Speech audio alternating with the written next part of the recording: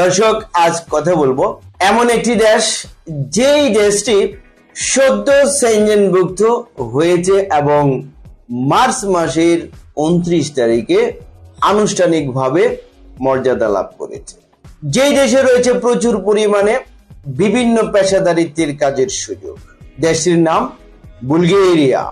আজকের পুরো ভিডিও জুড়ে থাকছে বুলগেরিয়ার জব সংক্রান্ত বিভিন্ন ধরনের তথ্য নিয়ে আলোচনা।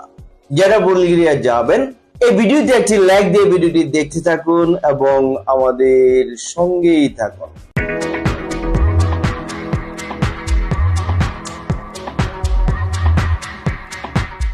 দর্শক, যারা বুলগেরিয়া যাবেন, এই বুলগেরিয়া দেশটি কিরকম চলেন একটি প্রতিবেদন থেকে জেনে আসি। বুলগেরিয়া প্রধানত স্লাভনিক ভাষাভাষী অর্থোডক্স খ্রিস্টান দেশ। এটি ছিল সিরিলিক বর্ণমালার জন্মস্থান, যা নবম শতাব্দীর শেষের দিকে এই অঞ্চলে